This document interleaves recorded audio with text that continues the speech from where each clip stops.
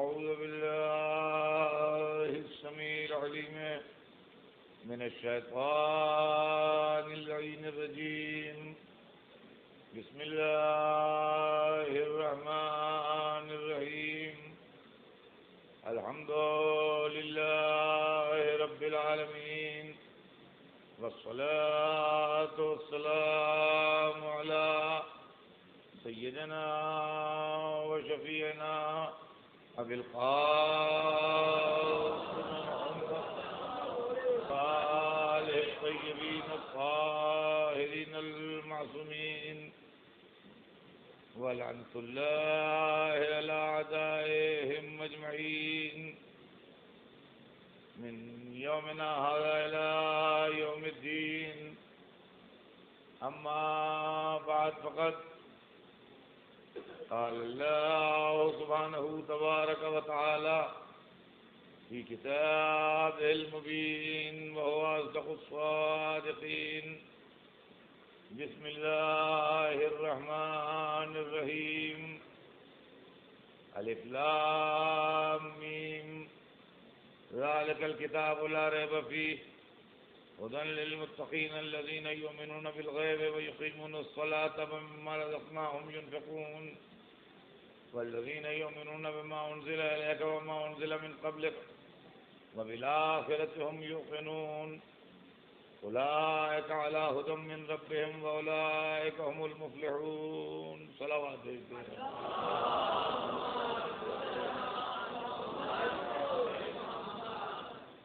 ارشاد اقدس جناب رب العزت ہے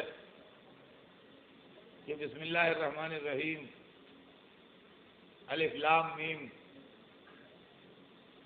یہ کتاب یعنی قرآن پاک لا ریب فیہ اس کے اندر کوئی ڈاؤٹ نہیں ہے، اس کے اندر کوئی شک شبے کی گنجائش نہیں ہے.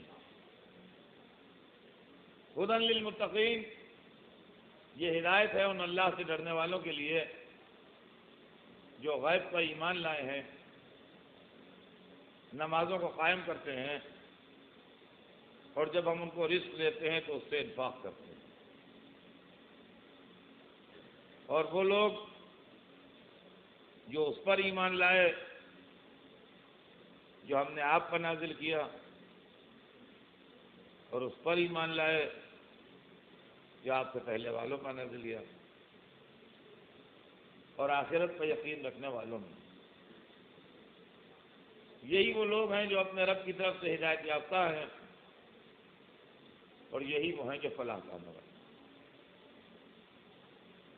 کل ہمارے آپ کے درمیان بات ایمان بالغیب پر ہو رہی تھی اور گفتگو یہ تھی کہ بہت سے انبیاء غیب ہیں جن پر ہم کو یقین ہے، فرشتوں کو ہم نے نہیں دیکھا مگر ہمیں یقین ہے، جنت نار کو ہم نے نہیں دیکھا مگر ہمیں یقین ہے.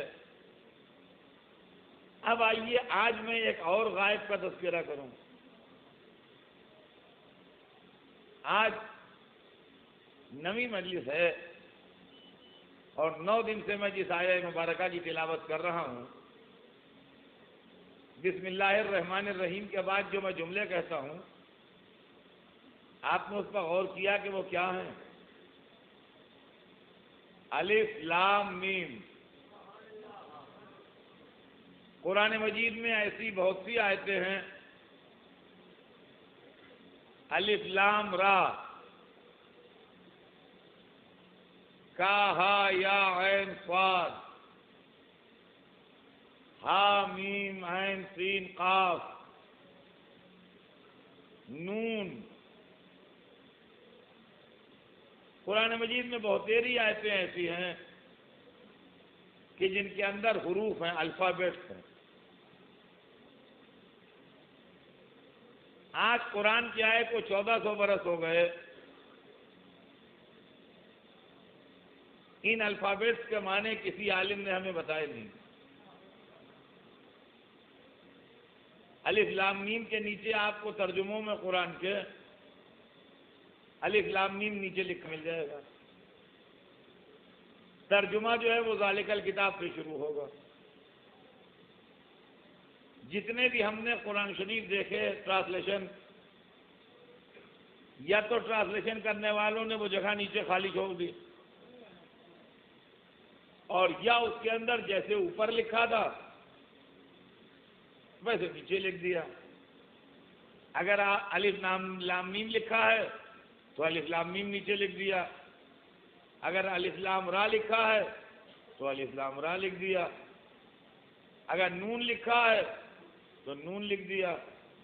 اگر قاف لکھا ہے تو قاف لکھ دیا. اگر ہا میم عین سین قاف لکھا ہے تو ہا میم عین سین قاف لکھ دیا. اگر کاہا یا عین صاد لکھا ہے تو کاہا یا عین صاد لکھ دیا. ان کا نام قرآن مجید کی اصطلاح میں حروف مقطعات ہے. مقطعات کہتے ٹکڑے ٹکڑے ہوتے. حروف مانے الفابیٹس. وہ الفابیٹس جو ٹکڑے ٹکڑے ہیں یہ وہ ہیں، یہ قرآن کا جز ہیں. یہ قرآن سے ہٹائے نہیں جا سکتے، یہ قرآن سے نکالے نہیں جا سکتے. ان کا وہی احترام ہے جو قرآن کا ہے. ان کو بغیر وضو مس نہیں کیا جا سکتا. ان کی تمام تر عزت وہی ہے جو قرآن کے کسی لفظ کی بھی عزت ہے. لیکن اسلام آئے کو 1400 برس ہو گئے، آج تک کسی کو اس کے معنی معلوم نہیں ہے. اور جب ہم علماء سے پوچھتے ہیں کہ اس کے معنی کیا ہیں تو کہا جاتا ہے یہ اللہ اور رسول کے درمیان کی کچھ کوڈ ورڈز میں گفتگو ہے، کچھ سیکریٹ باتیں ہیں جو اللہ نے کہیں، رسول نے سمجھی، کہنے والا جانے، سمجھنے والا جانے. لہذا اس کے معنی ہم نہیں بتا سکتے کیا ہیں. اس کے معنی اللہ کو معلوم ہے یا رسول کو معلوم ہے. اللہ نے بتائے نہیں، رسول نے بتائے نہیں. تو اب جب اللہ نے بتایا نہیں، رسول نے بتایا نہیں، تو بتائے کون؟ چونکہ رسول نے نہیں بتائے لہذا انہوں نے بھی نہیں بتایا جن کو رسول قرآن سمجھا کے گئے تھے. فرمایا ہم نے تو یہ سارے حروف اگر جمع کیے جائیں تو ایک چھوٹے سے سورے کے برابر ہوتے ہیں. سورہ قل ہو اللہ سے تھوڑا سا بڑا سورہ بن جائے گا اگر یہ سارے حروف اکٹھا کر کے لکھ دیے جائیں. تو قرآن مجید کے ایک چھوٹے سے سورے کے برابر قرآن مجید میں کچھ مال ایسا بھی ہے جس کے معنی غائب ہیں. ارے اب ہماری سمجھ میں ایک بہت بڑی بات آ گئی جو نہیں معلوم تھی. قرآن اور اہل بیت یہ دو ساتھی ہیں، تو اہل بیت کا بھی ایک غائب ہے، قرآن کا بھی ہے. صلوات ہے محمد.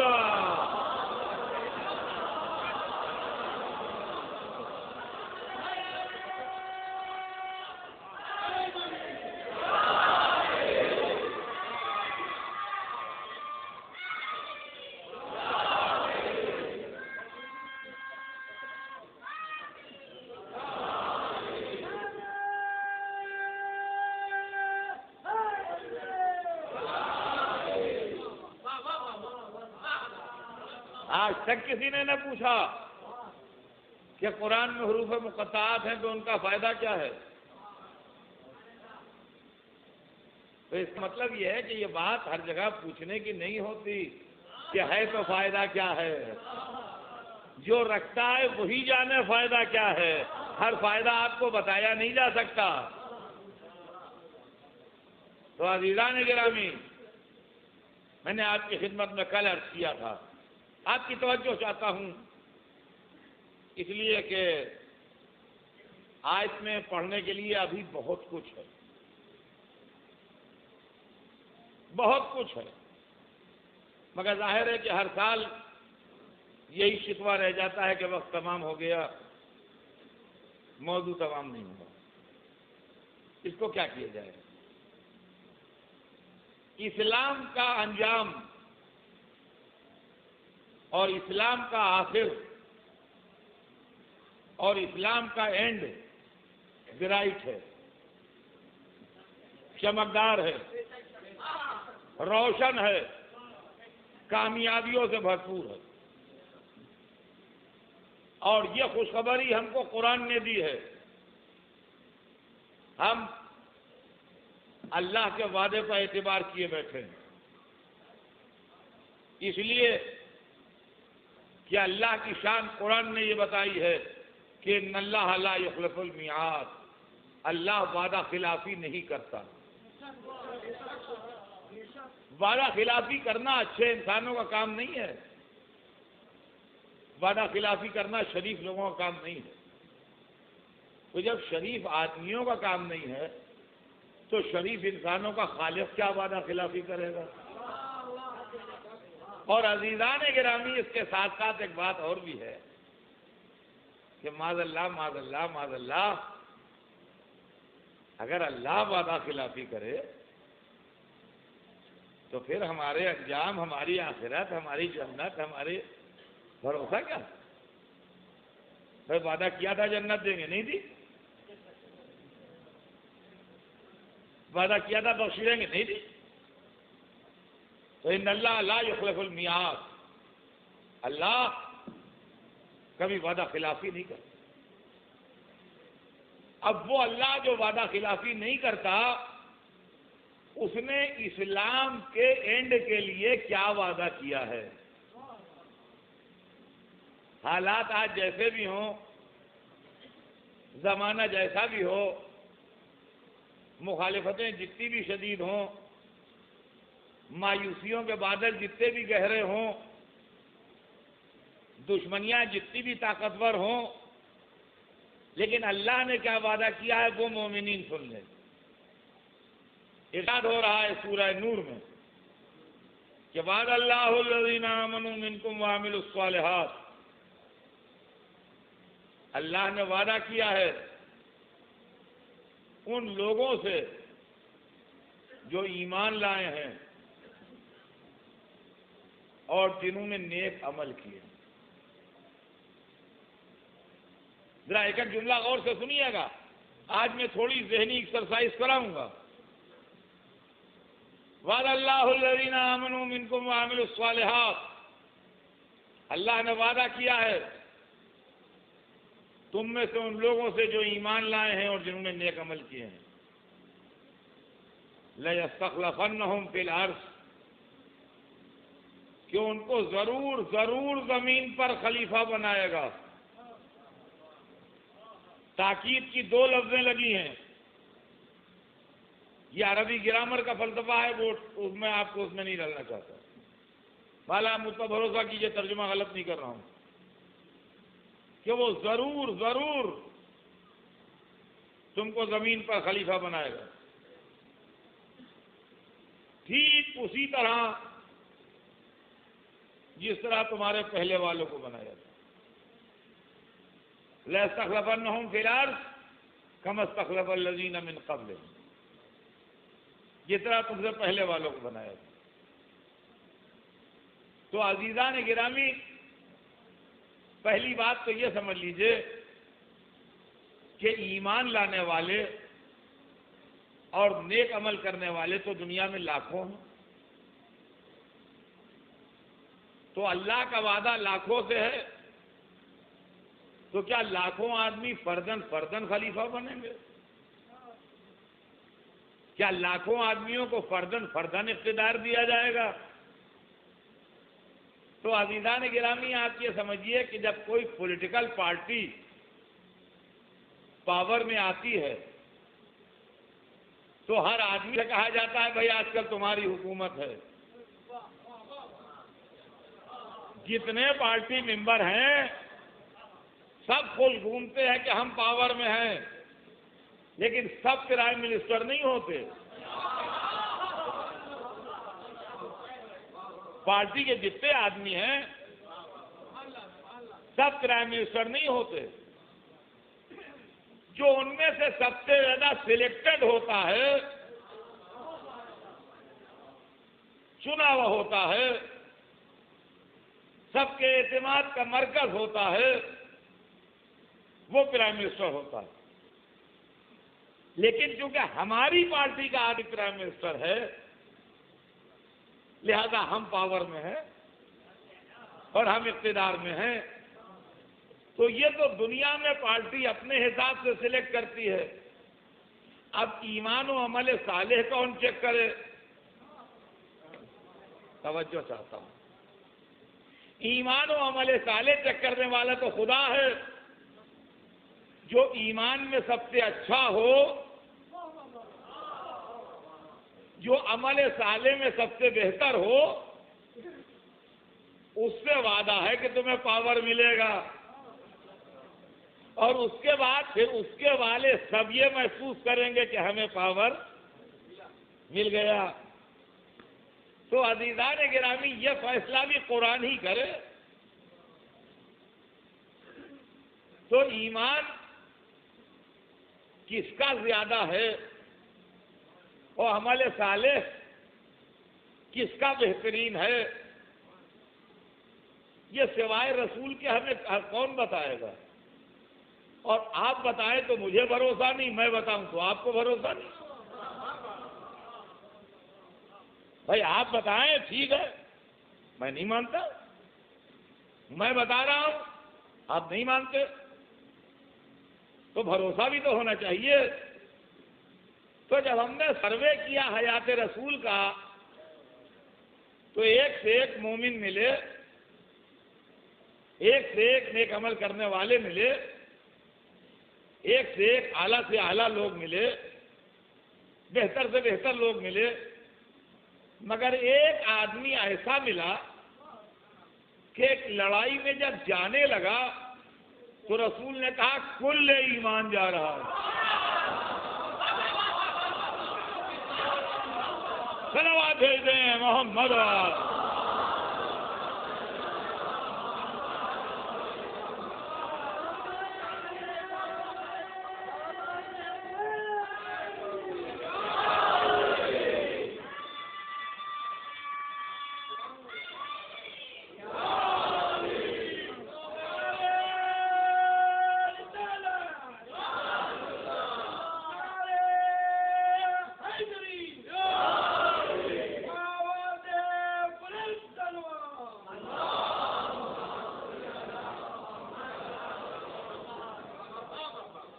جب جانے لگے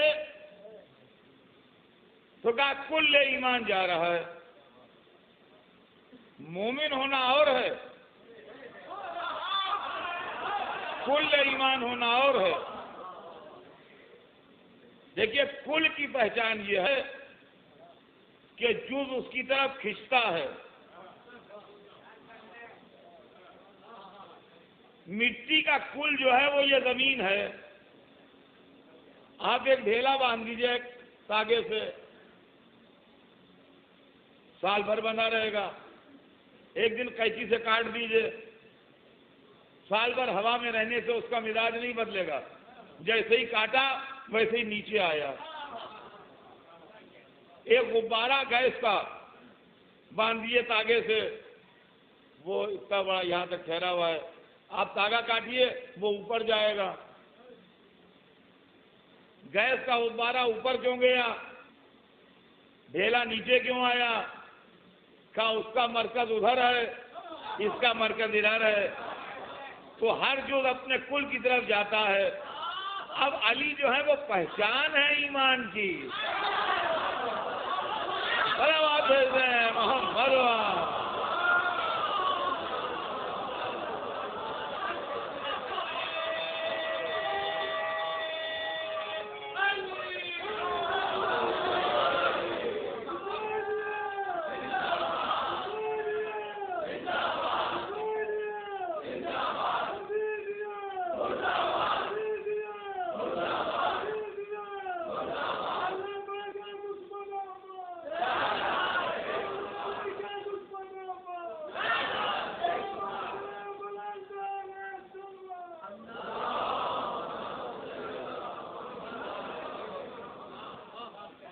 تو جب چلے تو حضور نے کہا کل ایمان کل کفر کی طرف جا رہا ہے. تھوڑی دیر میں کل کفر کا سر لیے ہوئے چلے آ رہے ہیں. جب جا رہے تھے تو رسول نے کہا کل ایمان جا رہا ہے. جب پلٹ کے آ رہے تھے رسول نے آتے دیکھا تو کہا علی کی ایک ضربت روز خندق عبادت ثقلین پر بھاری ہے قیامت تک. گئے تو تفسیر آمنو بنے, پلٹے تو تفسیر عمل الصالحات بنے. اب سمجھے آپ اللہ کا وعدہ کس سے ہے. اب پہچانیے کہ نسل علی کا 12واں جو پردے میں ہے صلوات بھیج دیں محمد.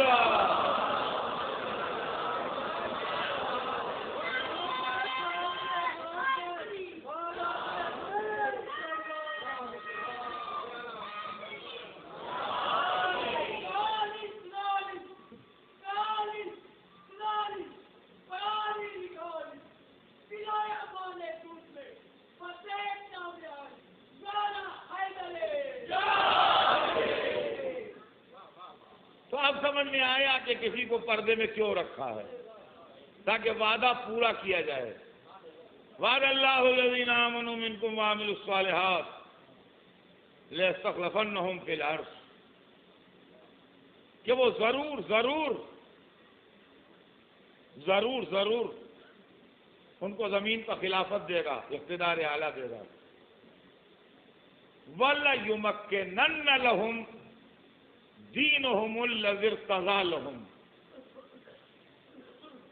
عزیزان گرامی, میرا نوجوانی سے دستور رہا ہے کہ میں بڑا سمپل پڑھتا ہوں, اور عربی کی لفظیں عربی میں آتی بھی نہیں ہے تو مجھے جاہل آدمی ہوں, اور دوسرے کو استعمال بھی نہیں کرتا ہوں. لیکن قرآن مجید کی یہ صفت آپ نے سنی ہوگی کہ قرآن میں لفظیں کم سے کم استعمال ہوتی ہیں اور معنی زیادہ سے زیادہ ہوتے ہیں. قرآن پاک کی یہ صفت میں سمجھتا ہوں اکثر مسلمانوں کو معلوم ہے کہ قرآن پاک میں بہت کم لفظیں استعمال کر کے بہت بڑا مطلب جو ہے وہ پیش کیا جاتا ہے. تو یہاں ارشاد ہو رہا ہے وَلَيُمَكِّنَنَّ لَهُمْ, اور اس دین کو طاقت دیں گے, اس دین کو پاور دیں گے, اس دین کو مکنت دیں گے. مکنت عربی میں اختیار اعلیٰ پاور کو کہتے ہیں, قابو پانا کسی چیز کو. وَلَيُمَكِّنَنَّ لَهُمْ دِينُهُمُ الَّذِي ارْتَضَىٰ لَهُمْ, اس دین کو پاور دیں گے اور اس دین کو قوت دیں گے جس کو ان کے لیے پسند کر لیا. دیکھیے غور سے سنیے گا, تھوڑا سا یہ مضمون میرے حساب سے ڈیفیکلٹ ہے, لیکن میں کوشش کروں گا کہ بہت ایزی کر کے اس کو پہنچ. اس دین کو پاور دیں گے, اس دین کو اقتدار اعلیٰ دیں گے جس دین کو ہم نے ان کے لیے پسند کر لیا ہے. اب یہ کتنی بڑی عبارت بنی, وَلَيُمَكِّنَنَّ لَهُمْ دِينُهُمُ الَّذِي ارْتَضَىٰ لَهُمْ. دِينُهُمُ الَّذِي ارْتَضَىٰ لَهُمْ, دماغ میں اس لفظ کو دیکھیے گا, یہ ایک اچھا خاصا بڑا سا لفظ ہے. دِينُهُمُ الَّذِي ارْتَضَىٰ لَهُمْ. معبود, اس کو یوں بھی تو کہا جا سکتا تھا وَلَيُمَكِّنَنَّ لَهُمْ دِينَ الْإِسْلَامِ, یا دین کا لفظ بھی ہٹا دیں وَلَيُمَكِّنَنَّ لَهُمْ اسلام, اور ہم ان کے لیے اسلام کو قوت دیں گے, اقتدار اعلیٰ دیں گے. تو دِينُهُمُ الَّذِي ارْتَضَىٰ لَهُمْ کے لمبے جملے کے مقابلے میں لفظ اسلام ایک چھوٹا سا لفظ ہے اور مطلب پورا آیا جاتا ہے. لیکن اب اس کو کیا کیا جائے کہ اللہ یہاں پر بجائے لفظ اسلام استعمال فرمانے کے یہ لفظ زیادہ مناسب جان رہا ہے کہ وَلَيُمَكِّنَنَّ لَهُمْ دِينُهُمُ الَّذِي ارْتَضَىٰ لَهُمْ, اور ہم اس دین کو طاقت و اختیار دیں گے جس دین کو ہم نے ان کے لیے پسند کر لیا. عزیزان گرامی، دین تو ایک ہی ہے جس کا قرآن میں تذکرہ ہے کہ ان الدین عند اللہ الاسلام، دین اللہ کے نزدیک اسلام ہے۔ لیکن جب قرآن میں اس دین کا تذکرہ ہوا تو دو جگہ پر، ایک جگہ جناب ابراہیم اپنے بیٹوں سے مخاطب ہیں اور ایک جگہ جناب یعقوب اپنے بیٹوں سے مخاطب۔ قرآن میں دو جگہ استعمال ہوا، ایک جگہ جناب ابراہیم بات کر رہے ہیں جو پیغمبر ہیں، نبی ہیں، اور ایک جگہ جناب یعقوب بات کر رہے ہیں جو پیغمبر ہیں، نبی ہیں، اور وہ یہ فرما رہے ہیں اپنے بیٹوں سے کہ ان اللہ اصطفیٰ لکم الدین۔ دیکھیے میرے جملوں کو ضائع نہ ہونے دیجیے گا، ان اللہ اصطفیٰ لکم الدین، اے میرے بیٹوں اللہ نے تمہارے واسطے دین سلیکٹ کر لیا ہے، چن لیا۔ عربی میں ایک لفظ ہے استفاء، استفاء، الف صاد سے استفاء، استفاء کے معنی ہوتے ہیں عربی میں سلیکشن،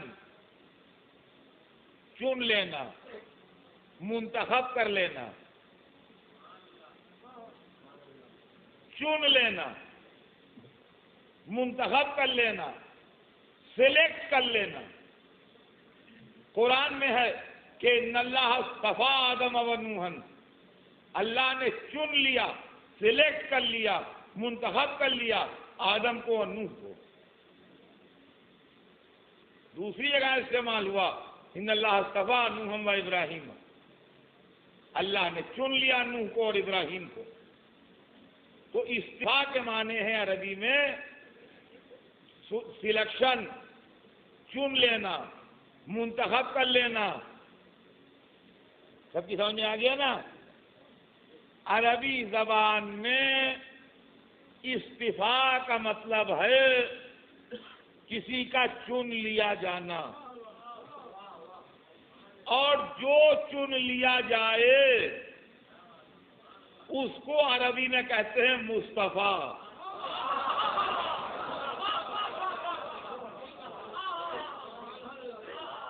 استفاء کے معنی ہے سلیکشن، اور جو سلیکشن کے بعد سلیکٹڈ ہو کے نکلے وہ عربی زبان کے حساب سے مصطفیٰ ہے۔ یہ عربی لینگویج ہے، سلیکشن کہتے ہیں استفاء کو۔ اب جو چناؤ میں جیت جائے، جس کا چناؤ ہو جائے، وہ کون ہوا؟ وہ مصطفیٰ۔ تو اب دو پیغمبر کہہ رہے ہیں کہ ان اللہ اصطفیٰ لکم الدین، اللہ نے تمہارے واسطے دین کو سلیکٹ کر لیا ہے۔ تو اب اس دین کا نام، اسلام کا دوسرا نام کیا ہوگا؟ دین مصطفیٰ۔ صلوات بھیج دیں محمد والا۔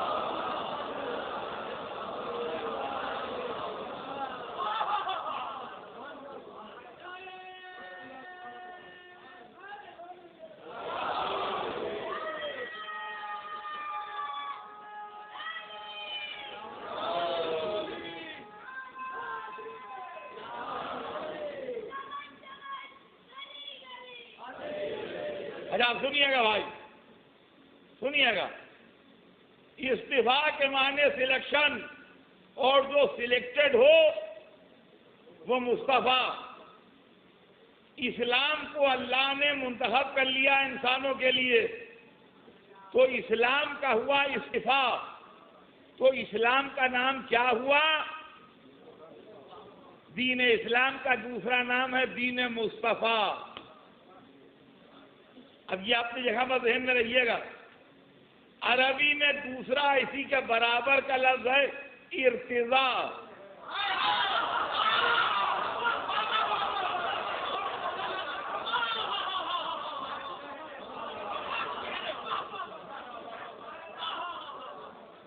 استفاء کے معنی ہیں چن لینا. اصطفا کے معنی ہیں چن لینا پسند, اور ارتضاء کے معنی ہیں پسند کرنا. عربی میں اسی کا برابر کا لفظ ہے. دیکھیے آپ وزن دیکھ لیجیے دونوں کا کانوں سے. اصطفا ارتضاء ایک ہی برابر کے جملے ہیں نا. اصطفا کے معنی چن لینا, ارتضاء کے معنی پسند کر لینا.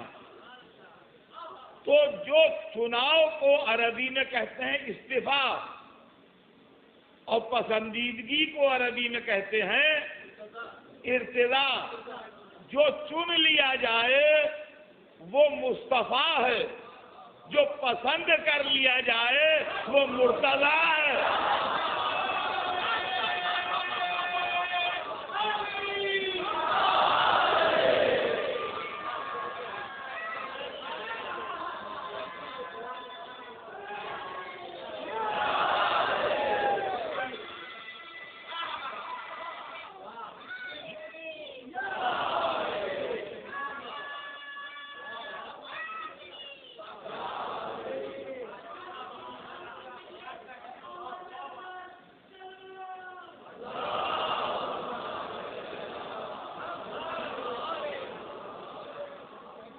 تو غالباً اتنی میری محنت کے بعد اب بچوں کے دماغ میں یہ بات کلیئر ہو گئی ہوگی کہ عربی زبان کے حساب سے جو چن لیا جائے اس کو مصطفیٰ کہتے ہیں, اور جو پسند کر لیا جائے اس کو مرتضیٰ کہتے ہیں. اسلام کا نام دین مصطفیٰ تھا. اسلام کا نام دین مصطفیٰ تھا, یہاں تک کہ 18ویں ذی الحجہ سن 10 ہجری آئی.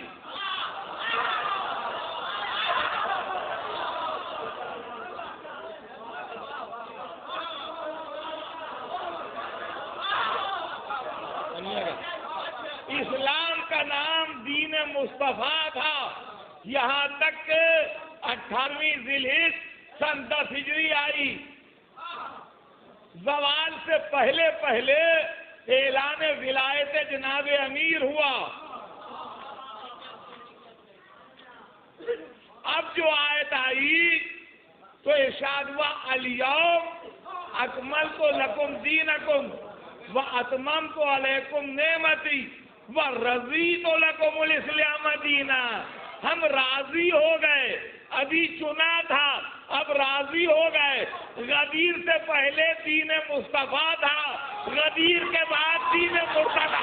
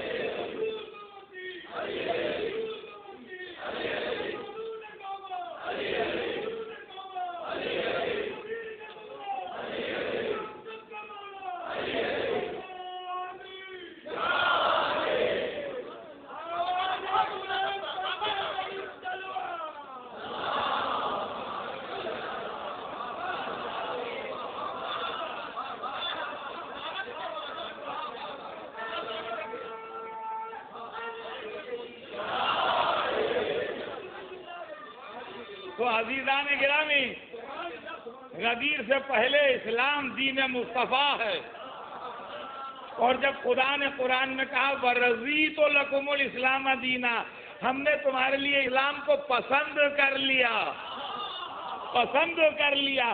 تو جب پسند کر لیا تو مرتضیٰ ہو گیا. اب جو وعدہ ہو رہا ہے وہ جملہ سنیے, وَلَيُمَكِّنَنَّ لَهُمْ دِينُهُمُ الَّذِي ارْتَضَىٰ لَهُمْ, اس دین کو پاور دیں گے جسے پسند کر لیا ہے.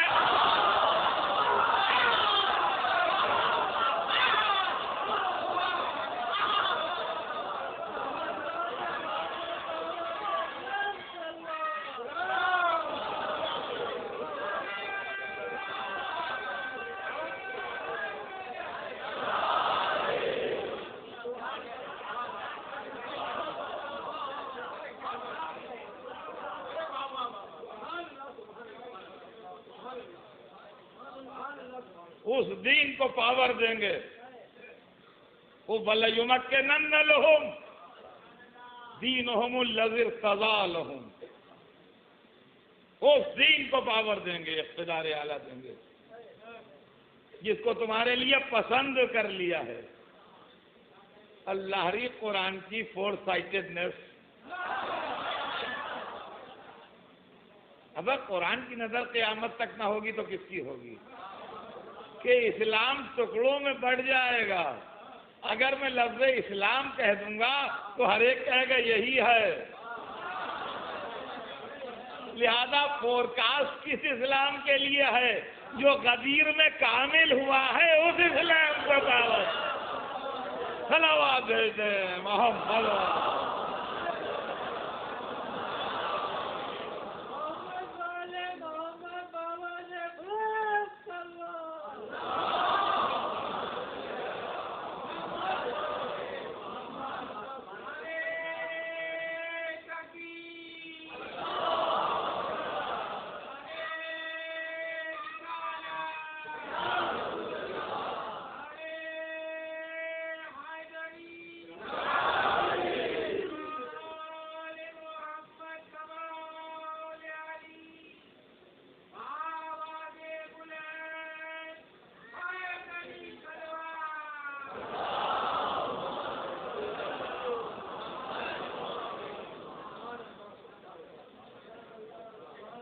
وَلَيُبَدِّلَنَّهُمْ بَعْدَ خَوْفِهِمْ أَمْنًا. اور ہم ان کے خوف کو امن سے بدل دیں گے. یعنی جس طرح ان کی زندگی خوف کے عالم میں گزر رہی ہوگی، اس خوف کو امن و امان سے بدل دیا جائے. بعض حضرات نے، مفسرین نے یہ کہہ کے جلدی سے اپنا دامن چھڑا لیا کہ اللہ کا یہ وعدہ پورا ہو گیا، اس لیے کہ اس سے میرا مراد خلافت راشدہ کا زمانہ ہے. نہیں، یہ خیال میرے خیال میں مناسب نہیں. اس لیے کہ اللہ ایک وعدہ پورا کرے اور ایک وعدہ پورا نہ کرے، یہ اس کی شان نہیں ہے. آپ پوری آیت پڑھیے. ارشاد ہو رہا ہے وَلَيُبَدِّلَنَّهُمْ بَعْدَ خَوْفِهِمْ أَمْنًا.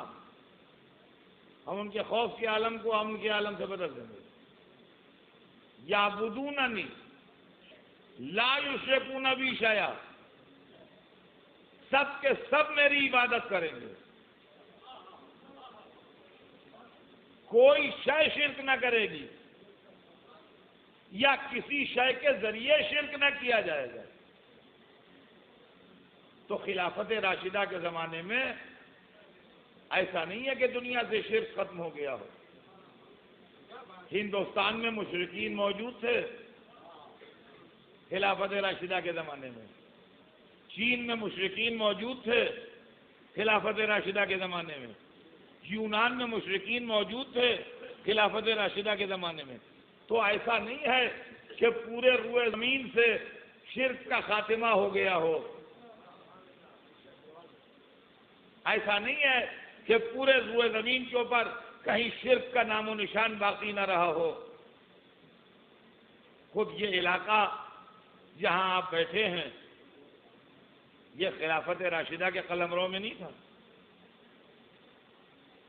اور یہاں شرک تھا. شمالی ہندوستان کا علاقہ جو ہندوستان ہے آج، جو پاکستان بن گیا وہ ادھر نکل گیا تھا سندھ وغیرہ، مگر جو ادھر کا علاقہ تھا پنجاب اور اس کے آگے یو پی اور گجرات اور یہ سب جو تھا تو مشرک رہتے تھے. مندر بنے گا سب کا. تو خلافت راشدہ کے زمانے میں ایسا نہیں ہے کہ شرک کا وجود نہ ہو.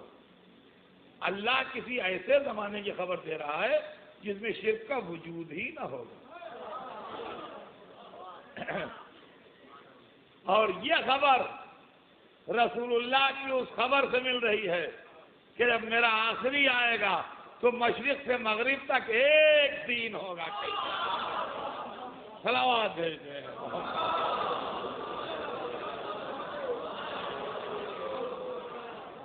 تو حضور بات آج ہی پر تمام ہوگی. اور جیسا میں نے عرض کیا کل مجلس 10 بجے رات کو شروع ہوگی.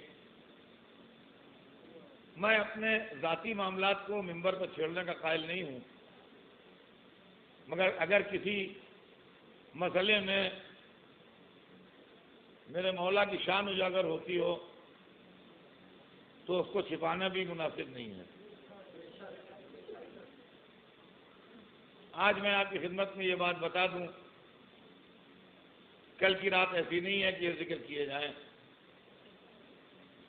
کہ میں نے اس سال جو اشرا پڑھا ہے آپ کی خدمت میں، یہ صرف اعجاز مولا سے پڑھا ہے. اس لیے کہ 19 نومبر سے آج تک میں 101, 102, 101, 102 بخار میں مبتلا ہوں.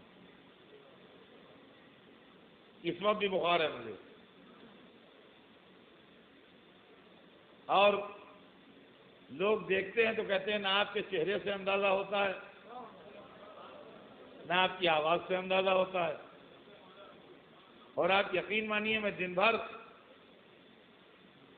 اپنے مرحوم دوست حاجی دوست محمد کے گھر پر، ان کے بچے لے گئے مجھے، وہاں پڑا رہتا ہوں. بات کرنے کو کسی دل نہیں چاہتا، ٹیلی فون اٹینڈ کرنے کا موڈ نہیں ہوتا. مجلس میں آتا ہوں تو محسوس ہی نہیں ہوتا کہ مجھے کوئی بیماری ہے. کم از کم حسین ابن علی کے اس فیض کو تو ہر ایک کو ماننا ہی چاہیے.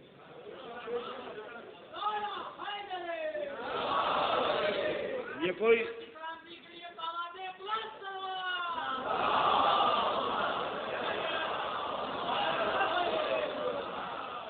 عقیدت کی بات نہیں ہے.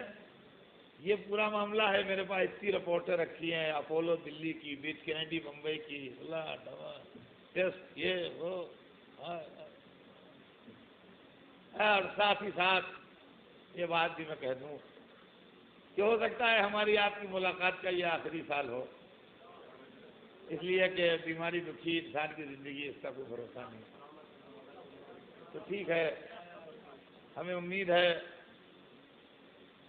کہ اگر آئندہ سال ہم نہ ہوئے تو آپ ایک سورہ فاتحہ سے ضرور یاد کر پائیں گے.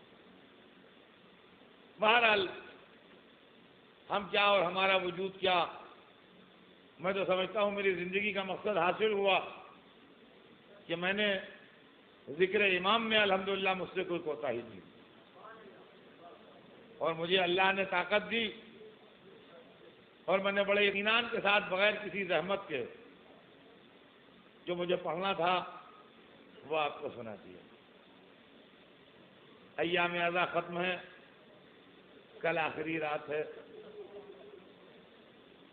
آج نویں رات ہے. آج ہم آپ حسین کے جوان لال کا ماتم کرتے ہیں. عزیزان گرامی، مداح تو آتے جاتے رہتے ہیں. آقا نے وہ قربانی دے دی ہے کہ زندگی کربلا کے آگے ہاتھ جوڑے کھڑی ہے. علی اکبر کی جوانی، علی اصغر کا بچپن، قاسم کی گل پہرانی، عباس کا شباب، حبیب کی ضعیفی، جو جہاں پر تھا وہیں پر ٹھہرا ہوا ہے. عزیزان گرامی، آج کی رات حسین کے اس 18 برس والے کا ماتم ہوتا ہے جو صورت میں، سیرت میں، رفتار میں، گفتار میں पैगंबर खुदा की सूरत। अली अकबर सिर्फ घर की रौनक ही नहीं थे, बल्कि अली अकबर भरे घर के लिए तबर्रुक भी थे। जिसको ज़ियारत रसूल दरकार होती थी अली अकबर को देख लेता था। सोचिए, अगर किसी माँ का बेटा किसी बड़े मर्तबे तक पहुंच जाता है तो माँ कितनी शाद होती है, लैला कितनी शाद होती होगी, अल्लाह ने मुझे कैसी दौलत दी, अरे मेरा बेटा रसूलुल्लाह की सूरत। सोचिए उस माँ के दिल पर क्या गुजर गई होगी जब अली अकबर इजाजत लेने आए हो।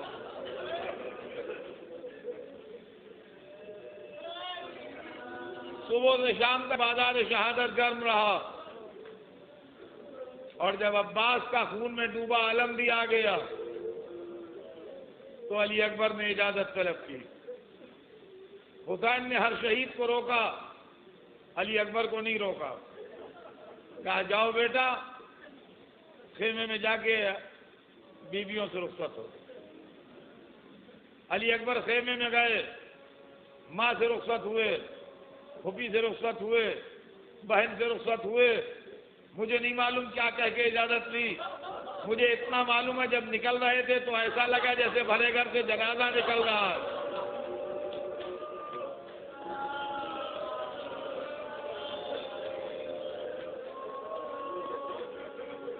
बाप के सामने आके खड़े हो गए,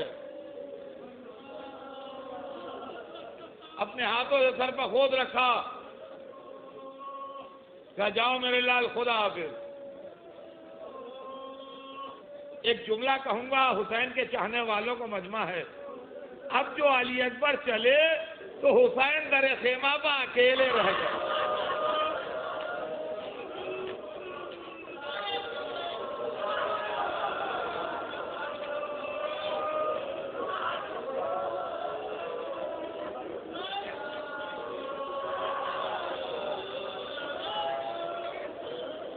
जब तक अब्बास गए हैं कम अज कम पहलू में अली अकबर खड़े थे, लेकिन अब जो अली अकबर गए तो हुसैन अकेले रह गए। देख रहे हैं बेटे का जिहाद, और उधर दरवाजे पर जनाब लैला आ गई, इमाम का चेहरा देख रही है।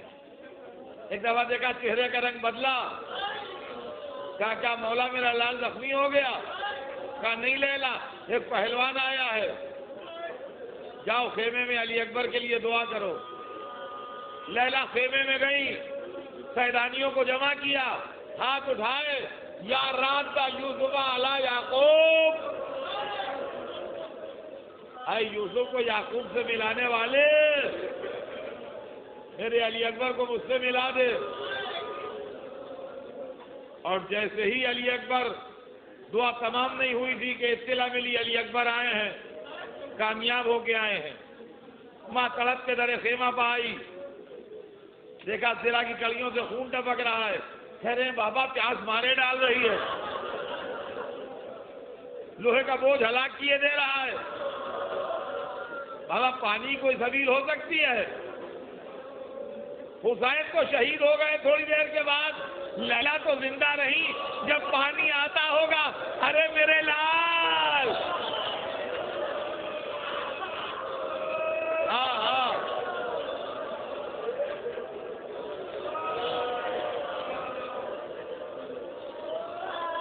अली अकबर मक्तल में गए, लैला खेमे में गई, ज़ैनब दरे खेमा पर आई, हुसैन कमर थाम के इंतजार में खड़े हुए। मक्तल से एक आवाज आई, ए बाबा मेरा सलाम।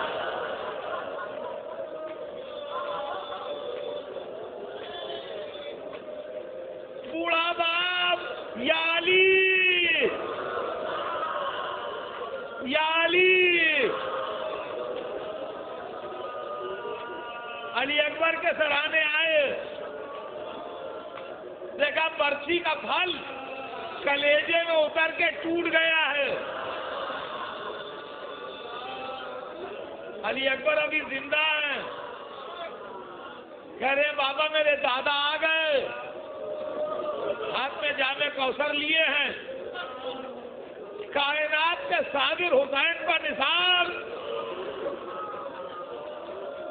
آسمان کو دیکھا, اپنی تنہائی کو دیکھا, علی اکبر کی تکلیف کو دیکھا, آستینیں چڑھائی, ایک ہاتھ زمین پر ٹیکا, ایک ہاتھ سے برسی کا پھل پکڑا, بسم اللہ و باللہ, پھل کو نکل آیا, علی اکبر کا دم بھی نکل گیا, منہ پر منہ رکھا, میرے لال علی اکبر, خدا حافظ, باپ کو چھوڑ کر.